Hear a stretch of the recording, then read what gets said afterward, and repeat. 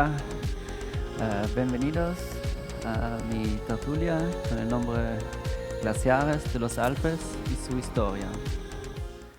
Ya empezamos. Voy a dar una pequeña introducción de la geografía de los Alpes. Después voy a hablar de variaciones de glaciares en los últimos años. Voy a dar un poquito una historia de la glaciología en los Alpes. Y en la segunda parte voy a hablar de Ötzi, una momia que se encontraba en un glaciar, de la guerra en los Alpes, más específicamente la Primera Guerra Mundial.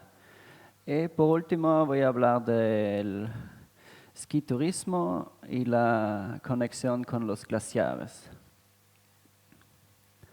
Bueno, los Alpes son una cadena de montaña aquí en el centro de Europa y se formaron con la colisión de la placa africana con la placa Eurasia, que empezó más o menos 130 millones de años atrás. El proceso todavía no está terminado y siempre está continuando los movimientos de las placas.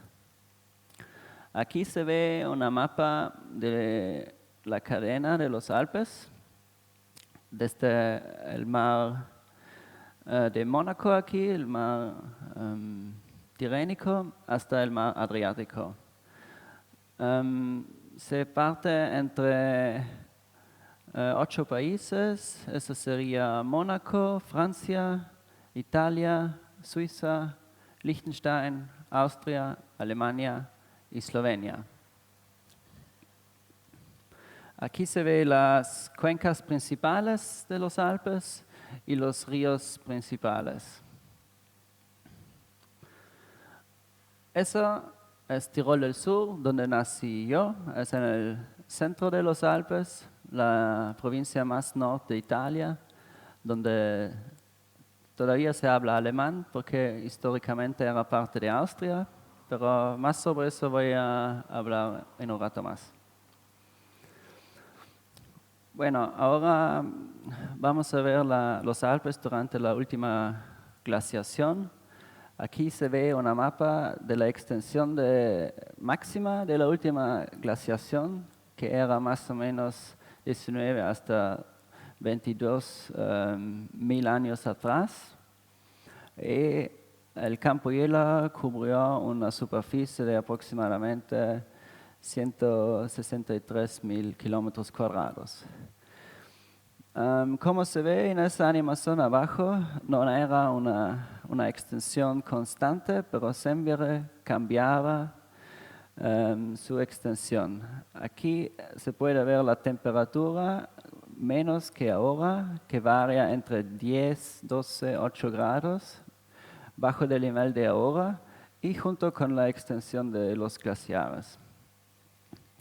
¿Qué son las causas de cambios climáticos tan grandes como eso? Puede ser cambios de la órbita terrestre, erupciones volcánicas, el cambio de la actividad solar, también de corrientes marinas y la interacción entre la distribución de hielo y la albedo. Como hemos visto, los glaciares siempre están cambiando. Acá se ve una reconstrucción y una observación y un pronóstico del Aletschgletscher, que es el glaciar más grande de Suiza. Y como se ve, 2000 años atrás, más o menos durante Cristo, el glaciar se supone era más pequeño que ahora. En el futuro se supone que va a disminuir su área más. Aquí se ve una escala de tiempo desde el 13.000 años atrás.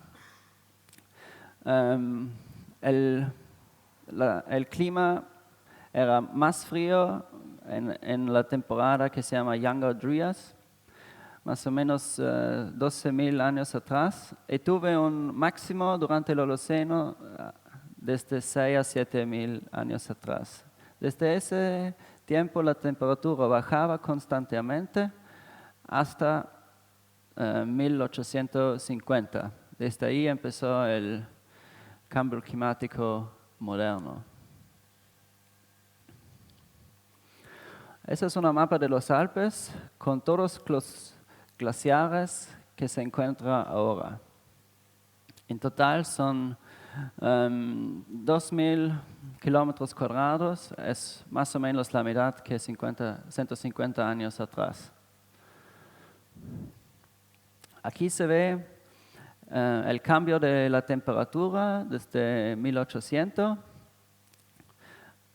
Aquí en rosado se ve la temperatura global y las otras líneas son las diferentes partes de los Alpes, nordeste, noroeste, sureste y así.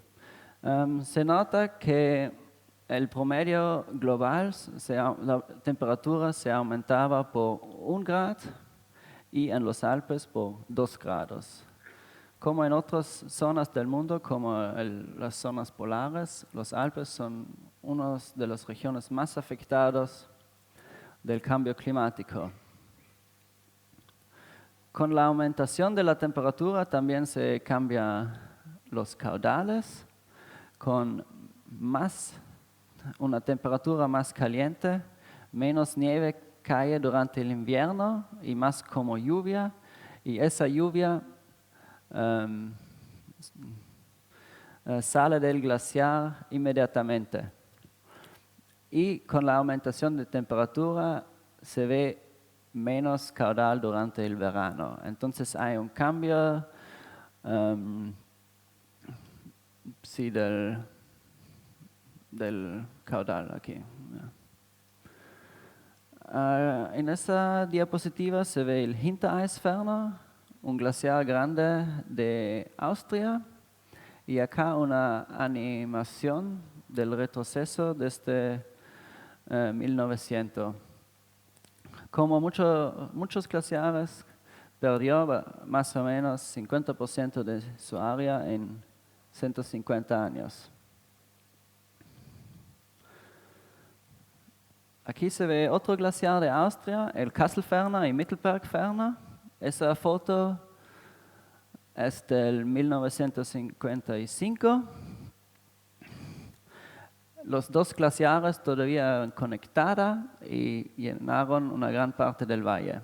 Eso es un refugio. En 2016, el glaciar ya perdió mucho de su superficie. Aquí en el lado derecho ahora hay un centro de esquí, pero sobre eso voy a hablar más tarde. Un otro ejemplo es el glaciar Pasterze, es el glaciar más grande de Austria. Aquí hay también un refugio donde se puede ir con auto. Y esa foto fue tomada en 1938 y el glaciar llegó hasta justo abajo del estacionamiento. En 2016, el glaciar perdió mucho de su área y más de 150 metros de altitud en esa parte de la lengua. Aquí unos más ejemplos de los Dolomitas. Los Dolomitas son una parte de los Alpes en el sureste. Ahí los cumbres no son tan altos, por eso solamente pocas cumbres son cubiertas con glaciar. Uno de esos es el glaciar de la Marmolada, que ahora casi toda la superficie está perdida en comparación del 19 siglo. Un otro ejemplo aquí es el Piz Boe, de 3.100 metros de altura, que hoy no hay más un glaciar. Es un ejemplo de tantos.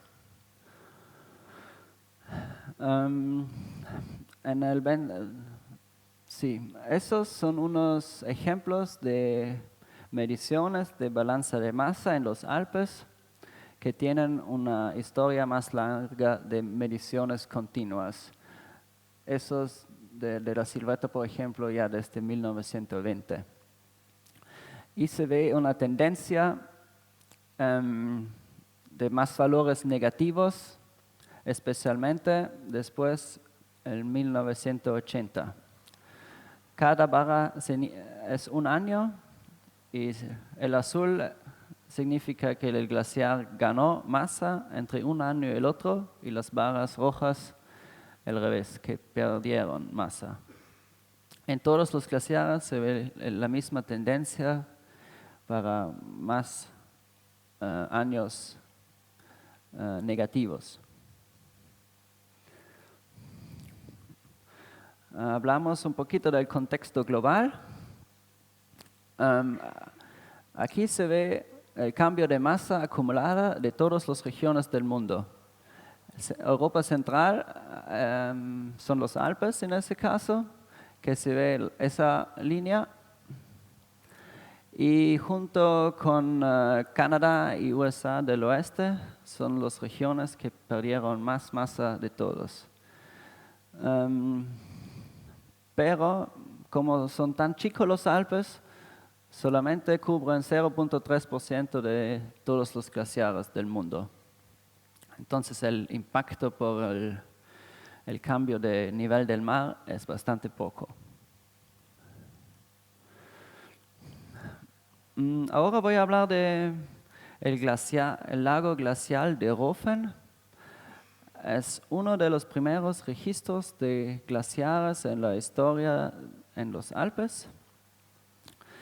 El Vanachtferner, así se llama el glaciar, que está aquí.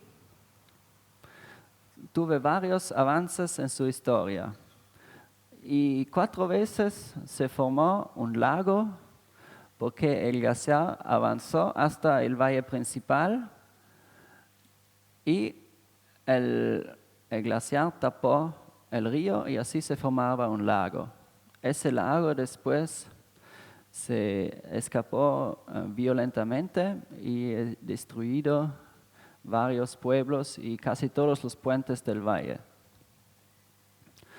Aquí se ve una pintura del 1601, donde se ve la cascada de hielo y el lago atrás. Una otra del 1773. La última vez donde se formó ese lago era en 1846. Eso es una foto de ese año. Ahora el glaciar es mucho más arriba, solamente llega hasta más o menos aquí. Entonces es muy improbable con el cambio climático de ahora que ese lago se forma otra vez. Pero con esas formaciones de lagos y riesgos para la gente se empezó también el interés de la glaciología y entender los procesos de atrás. Esos son 2 glaciólogos de Suiza que eran uno de los primeros que estudiaban glaciares. Han hecho una campaña al lago Unteraar, al glaciar Unteraar en Suiza, que se ve aquí. Acamparon abajo de unas piedras y mapearon morenas, mesas, estrijas y eso. Eso es el glaciar Unteraar hoy. Todavía se ve aquí la morena central, pero el glaciar ya se retroció mucho.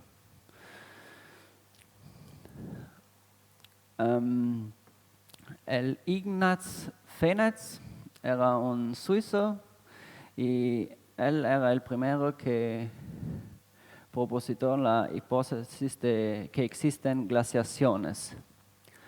Esa teoría de las glaciaciones después fue desarrollada más de Agassiz y Jean de Carpentier en el 19 siglo.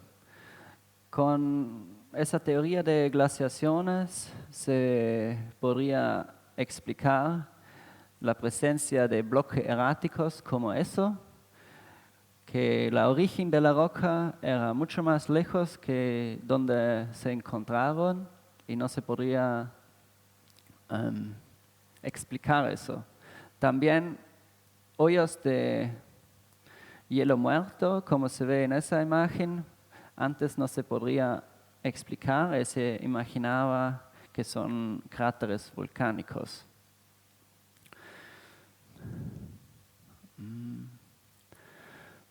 Bueno, la identificación de estados pasados. En ese mapa se ve un mapeo de morenas de la última glaciación hecho de Pencken-Brückner en 1909. Aquí se ve la meseta suiza. Aquí parece está Zurich y Lucerne, Bern y otras ciudades. Y los glaciares llegaron hasta el plano. Morenas hasta ahora se usa para identificar estados pasados del glaciar y avances, como aquí en esa imagen se ve varias morenas antiguas que se puede mapear y con el uso de métodos de datación después se puede definir la edad. Por ejemplo, aquí eso era el estado de 1982. Si se va más en el pasado, diventa más difícil saber la edad exacta de esa morena. Bueno, la glaciología hoy es un poquito diferente. Se divide en 3 columnas. Mediciones en situ, en terreno, es una parte para continuar las mediciones del pasado. Pero hoy es también muy importante los sensores remotos, trabajando con drones, satélites, radares, y combinar todos los datos y modelarlos para para reconstruir el pasado y hacer pronósticos por el futuro. Ahora voy a continuar con la segunda parte y voy a hablar del hombre del hielo, el Ötzi. Eso es un póster de una película. Si les interesa saber más del Ötzi, pueden ver esa película. El Ötzi es una momia de glaciar que se encontró en valles senales en 1991 en una altitud de 3.210 metros de 2 turistas alemanes. Por mucho tiempo no se sabía si él es italiano o austríaco porque era solamente 92 metros de la frontera. Y como la frontera era encima del glaciar, no se sabía exactamente dónde está. La momia tiene aproximadamente 5.300 años y vivía durante la época de cobre. Está en muy buena condición, con todos sus huesos y órganos bien conservados. Aquí se ve unas imágenes de cuando se encontró la momia y aquí se ve el lugar. Eso.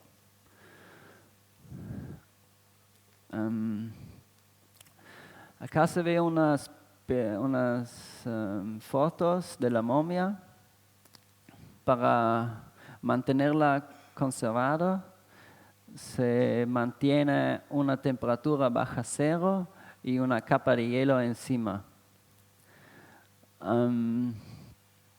Está más seco, pero todo su cuerpo está intacto, incluidos los órganos. Se encontró más de 60 tatuajes en todo su cuerpo, como esas estrías que se ve acá. Se supone que son tatuajes terapéuticos, porque la mayoría se encontraron en partes del cuerpo con mucho desgaste y mucho dolor, como por ejemplo la rodilla y el pie.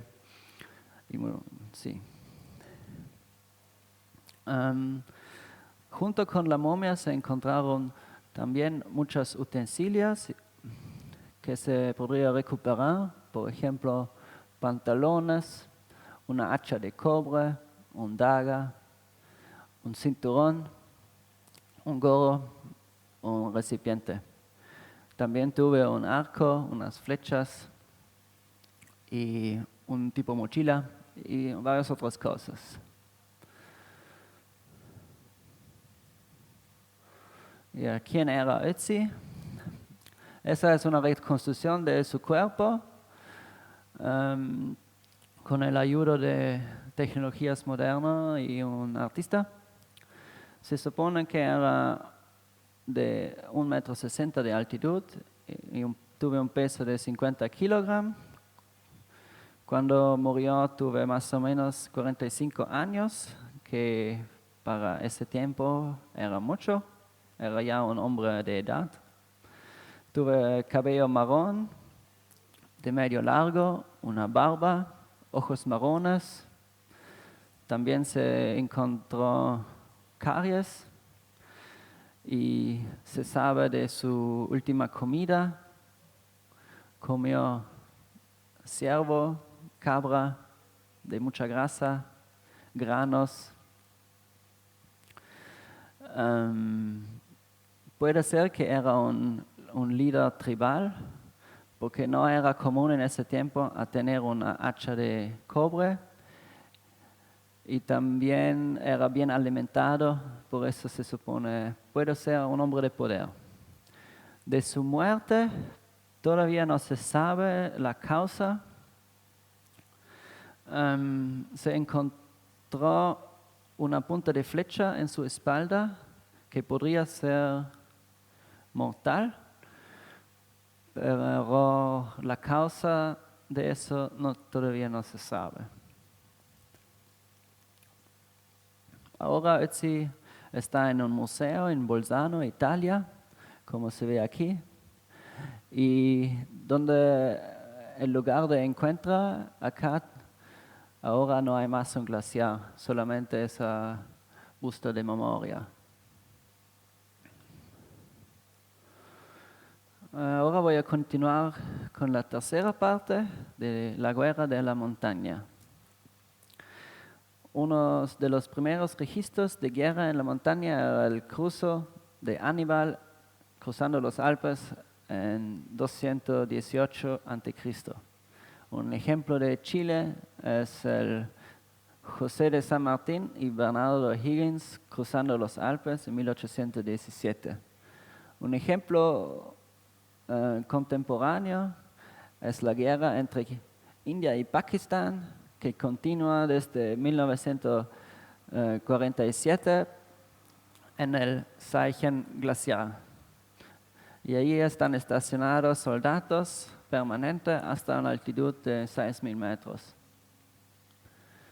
Yo voy a concentrarme en la Primera Guerra Mundial y el conflicto entre Italia y Austria-Húngaro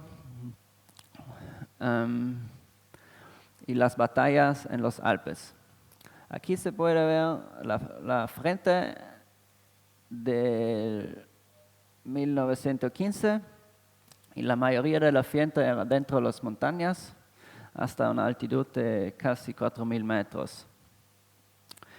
Era más una batalla contra el clima y no tanto contra humano, porque se dice que avalanchas, fríos y rayos causaron tantas muertes como la propia batalla, con temperaturas bajo cero la mayoría del año y hasta 10 metros de nieve.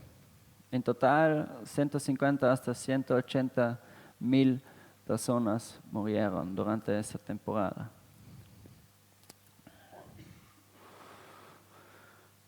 Un lugar especial era la ciudad de hielo.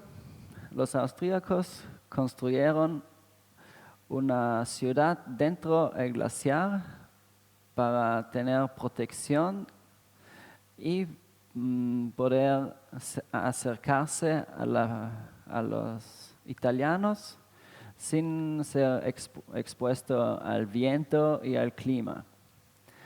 En total construyeron 12 kilómetros de túneles en 10 metros y vivían hasta 700 personas dentro del glaciar. La temperatura dentro del glaciar no es tan bajo como afuera durante la noche, así que era como un iglú más o menos. Hoy de esta ciudad se ve muy poco porque el glaciar se mueve siempre y los túneles se cerraron inmediatamente, ya después de unos años. Solamente aparecen todavía muchas cosas. Aquí se ve un acampamento de nieve y unas barracas abajo del glaciar. Debería ser una vida muy dura ahí, sobreviviendo el invierno. Sí, hasta ese día se encuentran cosas cada día o cada año. La mayoría son latas, ropa, pero también cuerpos, munición o barracas como eso. Esa barraca está en buena condición y está en casi 4.000 metros de altitud.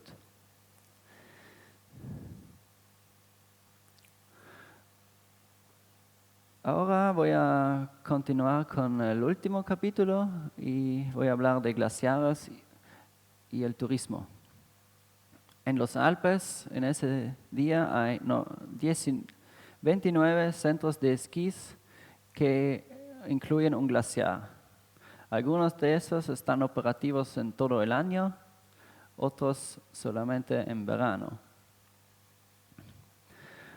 Con el retroceso del glaciar, como se ve en esos centros de esquí, diventa más y más difícil mantener el centro operativo. Por eso empezaron a usar varios métodos para proteger los glaciares. Por ejemplo, cubrirlos con telas que se supone disminuye la ablación por unos 60%. Pero con los pronósticos del futuro se ve difícil mantener los centros de esquí abiertos. Se supone que hasta 2100, 50 hasta 90% de los glaciares en los Alpes desaparecerán.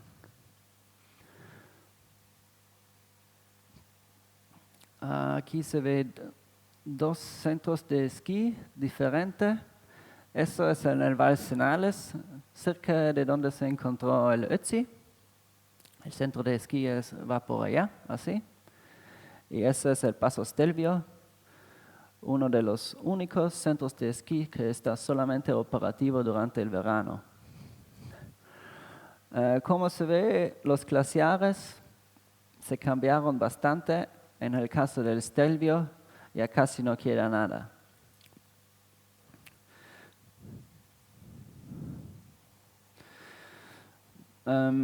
Sí, el futuro de los centros de esquí en glaciares es un poquito triste.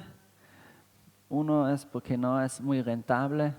También la gente ahora no quiere mucho esquiar durante el verano. Y es muy costoso mantener los centros de esquí operativos si no hay nieve.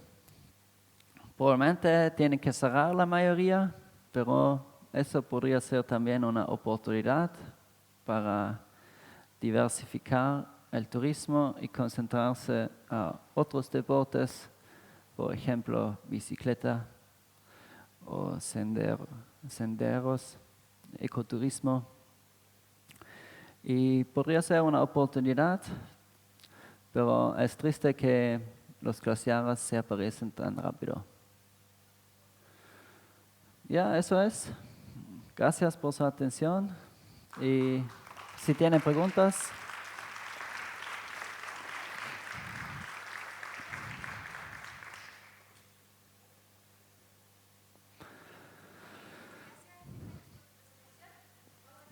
¿Aló? Ahora sí. Unos minutos de preguntas, así que si alguien quiere hacer alguna consulta puede levantar su mano. Bueno, gracias por la presentación.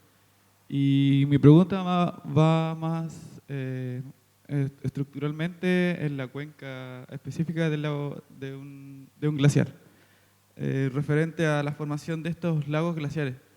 ¿Qué tan riesgosos se han evidenciado esta formación de lagos glaciares? O sea, ¿con qué frecuencia se están formando dichos lagos en la zona de los Alpes? Sí, en ese ejemplo que yo hablé,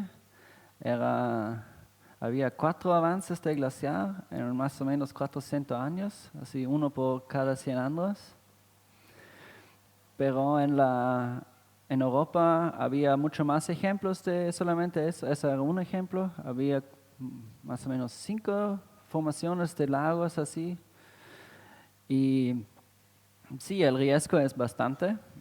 También en ese tiempo, con el retroceso de los glaciares, se forman lagos que son tapados de solamente una morena, que no es muy estable y se necesita monitorearlos continuamente porque podría ser muy peligroso para la gente que vive abajo. Sobre todo aquí en esa zona hay una densidad bastante alta de gente viviendo. Bueno, y respecto a la frecuencia con que se forman dichos lagos, bueno, teniendo como referencia la dinámica general del avance y retroceso de los glaciares, los Alpes, ¿también influye mucho en eso? La frecuencia sí depende de cada glaciar. Cada glaciar tiene una respuesta diferente de la adaptación del clima. Y ese glaciar que yo estaba hablando es un poquito particular porque tuve unos, se dice surge, unos avances rápidos de una frecuencia de 100 años, más o menos. Pero ahora es muy, muy improbable que pueda pasar otra vez, porque ya el glaciar se retiró bastante, que casi no es posible. Una última pregunta.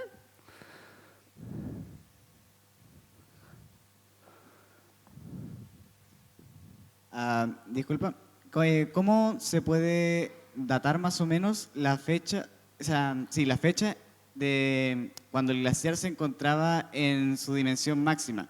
Por ejemplo, se puso el caso de un glaciar que en 1800 y algo se encontraba en su máxima extensión. Sí. ¿Cómo se data la fecha aproximada de eso?